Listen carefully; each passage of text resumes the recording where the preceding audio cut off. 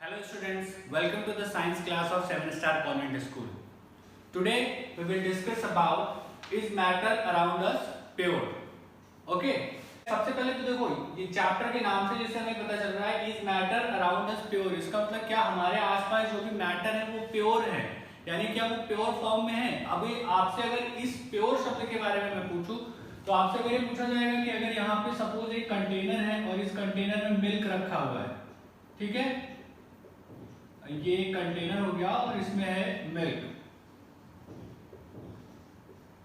अभी मैं आपसे पूछूं क्या ये मिल्क प्योर है, तो आप बोलोगे कि अगर इसमें वाटर नहीं मिलाया गया है एक्स्ट्रा तो ये मिल्क प्योर है, अदरवाइज अगर एक्स्ट्रा कुछ हमने वाटर मिलाया हुआ है तो फिर ये प्योर नहीं है।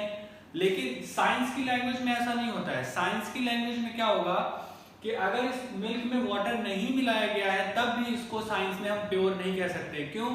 क्योंकि साइंस की लैंग्वेज में होता है प्योर शब्द जब ये यूज होता है साइंस में तो इसका मतलब होता है कि उस मैटर में कोई भी दूसरे अदर पार्टिकल्स नहीं होंगे, यानी जो भी मैटर हमारे पास रखा हुआ है इसमें कोई भी दूसरे अदर पार्टिकल्स नहीं होने चाहिए, तब इसको हम कहेंगे प्योर। जैसे ये मिल्क रखा हुआ है तो मिल्क में आपको पता है वाटर होता है। आप कितना भी प्योर मिल्क ले आओगे, आप उसको जब आप बॉईल करोगे तो आप देखोगे उससे वाटर वेपर निकलता है, यानी उसमें वाटर की प्रेजेंस होती है, उसमें फैट होता है, ठीक है, इसमें विटामिन्स होते हैं।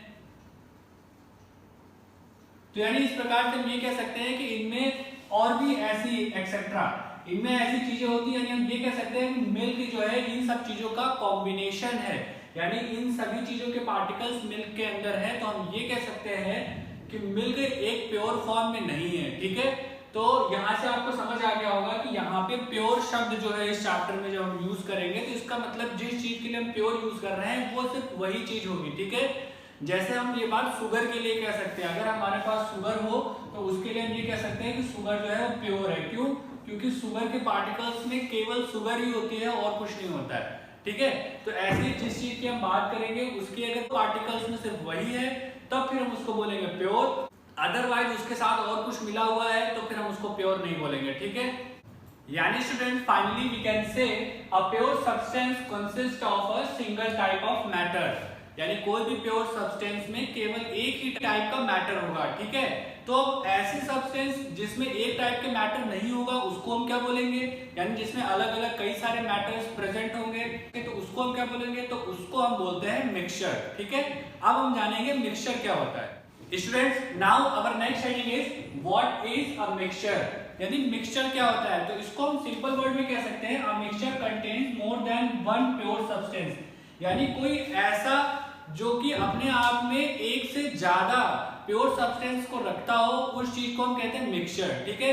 अगर उसमें सिर्फ एक ही चीज के पार्टिकल्स हैं तो हम उसको मिक्सचर नहीं बोलेंगे, उसको बोलेंगे प्योर है वो, ठीक है। लेकिन कोई ऐसा मैटर है जिसमें बहुत सारे पार्टिकल्स हैं अलग अलग चीजों के तो उसको हम बोलते हैं मिक्सचर, ठीक है।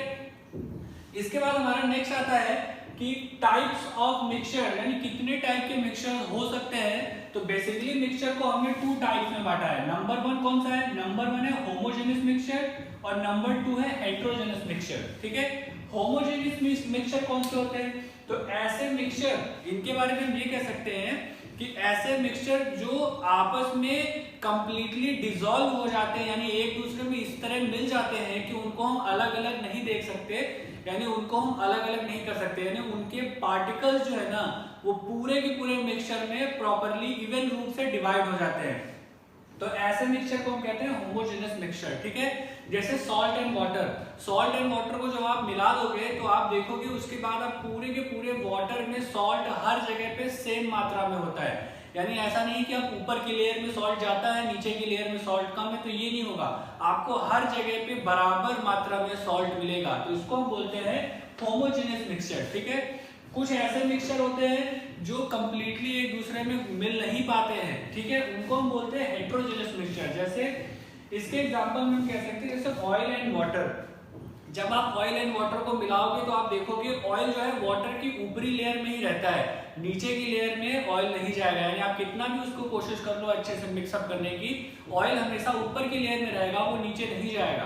तो ये वजह है कि ऐसे मिक्सचर को हम बोलते हैं हेटेरोजेनियस मिक्सचर। हेटेरोजेनियस मिक्सचर में हम दोनों ही मिक्सचर के सब्सटेंस को अलग अलग देख सकते हैं, या सिंपल वर्ड में हम ये कह सकते हैं कि इनके मिक्सचर में पूरे के पूरे पार्टिकल्स एक दूसरे के साथ प्रॉपरली मिक्स नहीं होते हैं, इनका पूरे पार्टिकल्स में इवन रूप से डिस्ट्रीब्यूशन नहीं होता है, यानी ये अलग अलग रहते हैं। तो ऐसे मिक्सचर को हम कहते हैं heterogeneous mixture. Okay students, in this class only this much. Further we will continue in the next class. Thank you.